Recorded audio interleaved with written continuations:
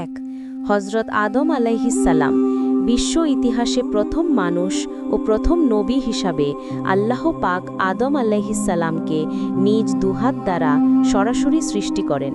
সুয়াদ 38/75। মাটির সকল উপাদানের সার নির্যাস একত্রিত করে আঠালো ও পোড়া মাটির ন্যায় শুষ্ক মাটির তৈরি সুন্দরতম অবয়বে রুহু ফুঁকে দিয়ে আল্লাহ আদমকে সৃষ্টি করেছেন। অতঃপর আদমের পাঁজর থেকে তার স্ত্রী হাওয়াকে সৃষ্টি করেন। 2, আর এই কারণে স্ত্রী জাতির স্বভাবগতভাবেই পুরুষ জাতির অনুগামী ও পরস্পরের প্রতি আকৃষ্ট। অতঃপর স্বামী স্ত্রীর মাধ্যমে যুগ যুগ ধরে একই নিয়মে মানব বংশ বৃদ্ধির ধারা অব্যাহত রয়েছে।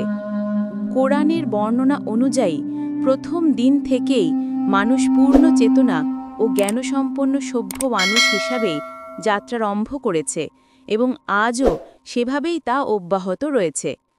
অতএব গুহা মানব, বন্য মানব, আদিম মানব ইত্যাদি বলে অসভ্য যুগ থেকে সভ্য যুগে মানুষের উত্তরণ ঘটেছে বলে কিছু কিছু ঐতিহাসিক যেসব কথা শুনিয়ে থাকেন তা অলীক কল্পনা ব্যতীত কিছুই নয়।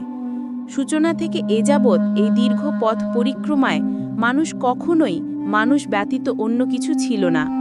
মানুষ বানর বা উল্লুকের উদ্বর্তিত রূপ বলে ১৯বিংশ শতাব্দীতে এসে চার্লস ডারউইন ১৮০৯ থেকে ১৮৮২ যে বিবর্তনবাদ অর্থাৎ থিওরি অফ এভলিউশন পেশ করেছেন তা বর্তমানে একটি মৃত মতবাদ মাত্র এবং তা প্রায় সকল বিজ্ঞানী কর্তৃক প্রত্যাখ্যাত হয়েছে। প্রথম মানুষ আদিপিতা আদম আলাইহিসসালামকে আল্লাহর সর্ববিষয়ের জ্ঞান ও যোগ্যতা দান করেন এবং বিশ্বে আল্লাহর খেলাফত পরিচালনার মর্যাদায় অভিষিক্ত করেন। সাথে সাথে সকল সৃষ্ট বস্তুকে করে দেন মানুষের অনুগত। লুকমান ৩১/২০ এবং সব কিছুর উপরে দেন মানুষের শ্রেষ্ঠত্ব। ইসরা ১৭/৭০। আর সে কারণেই জিন ফেরেশতা সবাইকে মানুষের মর্যাদার প্রতি সম্মান প্রদর্শনের জন্য আদমকে সিজদা করার আদেশ দেন। সবাই সে নির্দেশ মেনে নিয়েছিল, কিন্তু ইবলিস অহংকার বশে সে নির্দেশ অমান্য করায় চিরকালের মতো অভিশপ্ত হয়ে যায়। বাকারা ২/৩৪। অথচ সেই ছিল বড় আলেম ও ইবাদতগুজার। সে কারণেই জিন জাতির হওয়া সত্ত্বেও সে ফেরেশতাদের সঙ্গে বসবাস করার অনুমতি পেয়েছিল ও তাদের নেতা হয়েছিল। ৩ নম্বর, কিন্তু আদমের উচ্চ মর্যাদা দেখে সে ঈর্ষা কাতর হয়ে পড়ে। ফলে অহংকার বশে আদমকে সিজদা না করা এবং আল্লাহ ভীতি না থাকায় সে আল্লাহর গজবে পতিত হয়। এজন্য জনৈক আরবি কবি বলেন, যদি তাকওয়াবিহীন ইলমের কোনো মর্যাদা থাকত তবে ইবলিস আল্লাহর সৃষ্টিকুলের সেরা বলে গণ্য হতো। ইবলিসকে আল্লাহ মানুষের জন্য পরীক্ষাস্বরূপ সৃষ্টি করেন এবং কিয়ামত পর্যন্ত তার হায়াত দীর্ঘ করে দেন। মানুষকে আল্লাহর পথ থেকে বিচ্যুত করার জন্য ও তাকে ধোঁকা দেওয়াই শয়তানের একমাত্র কাজ। সে মানুষকে বলে কুফরি কর, কিন্তু যখন সে কুফরি করে তখন শয়তান বলে আমি তোমার থেকে মুক্ত, আমি বিশ্বপ্রভু আল্লাহকে ভয় করি। হশর ৫৫:১৬। অন্যদিকে যুগে যুগে নবী রাসূল ও কিতাব পাঠিয়ে আল্লাহ মানুষকে সত্যপথ প্রদর্শনের ব্যবস্থা অব্যাহত রাখেন। বাকারা ২:২১৩। আদম থেকে শুরু করে শেষ নবী মোহাম্মদ সা পর্যন্ত ১,২৪,০০০ পয়গাম্বর দুনিয়াতে এসেছেন এবং বর্তমানে সর্বশেষ এলাহি গ্রন্থ পবিত্র কোরআনের ধারক ও বাহক মুসলিম ওলামায়ে কেরাম শেষ নবীর ওয়ারিস হিসাবে আল্লাহ প্রেরিত ওহির বিধানসমূহ বিশ্বব্যাপী পৌঁছে দেবার দায়িত্ব পালন করে যাচ্ছেন। মায়েদা ৫:৬৭।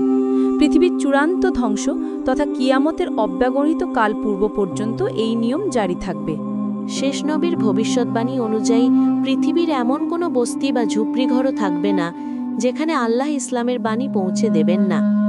এতদসত্ত্বেও অবশেষে পৃথিবীতে যখন আল্লাহ বলার মতো কোনো লোক থাকবে না, অর্থাৎ প্রকৃত তাওহীদের অনুসারী কোনো মুমিন বাকি থাকবে না, তখন আল্লাহর হুকুমে প্রলয় ঘনিয়ে আসবে এবং কিয়ামত সংগঠিত হবে।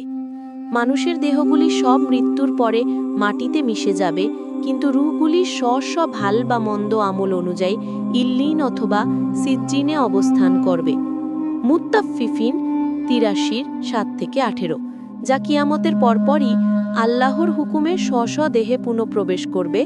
ফজর ৮৯:২৯ এবং চূড়ান্ত হিসাব নিকাশের জন্য সকল মানুষ স্বশরীরে সৃষ্টিকর্তা আল্লাহর দরবারে নিত হবে। মুত্তাফফিফিন ৮৩:৪-৬। মানুষের ঠিকানা হল তিনটি। ১. দারুদ দুনিয়া, অর্থাৎ যেখানে আমরা এখন বসবাস করছি। 2 দারুল বরজক, অর্থাৎ মৃত্যুর পরে কবরের জগৎ।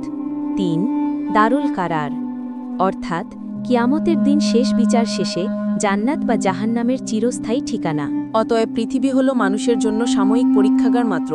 জান্নাত থেকে নেমে আসা মানুষ এই পরীক্ষাস্থলে পরীক্ষা শেষে সুন্দর ফল লাভে পুনরায় জান্নাতে ফিরে যাবে, অথবা ব্যর্থকাম হয়ে জাহান্নামে নিক্ষিপ্ত হবে। অতঃপর সেখানেই হবে তাদের সর্বশেষ যাত্রাবিরতি, এবং সেটাই হবে তাদের চূড়ান্ত ও চিরস্থায়ী ঠিকানা। আল্লাহ বলেন, মাটি থেকেই আমরা তোমাদের সৃষ্টি করেছি, ওই মাটিতেই তোমাদের ফিরিয়ে নেব, অতঃপর ওই মাটি থেকেই আমরা তোমাদেরকে পুনরায় বের করে আনব। তহা 20/55। অতঃপর বিচার শেষে কাফের দিকে হাতিয়ে নেওয়া হবে জাহান্নামের দিকে, এবং মুত্তাকিদের নেওয়া হবে জান্নাতে। জুমার 93/69 থেকে 73। এভাবেই সেদিন জালেম তার প্রাপ্য শাস্তি ভোগ করবে এবং মজলুম তার যথাযথ প্রতিদান পেয়ে ধন্য হবে। সেদিন কারো প্রতি কোনরূপ অবিচার করা হবে না। বাকারা 281। উল্লেখ্য যে হজরত আদম আলাইহি সম্পর্কে পবিত্র কুরআনের 10টি সূরায় 50টি আয়াতে বর্ণিত হয়েছে। এখন আদম সৃষ্টির ঘটনাবলী কুরআনে যেভাবে বর্ণিত হয়েছে তার আলোকে সারসংক্ষেপ আমরা তুলে ধরার প্রয়াস পাব ইনশাল্লাহ।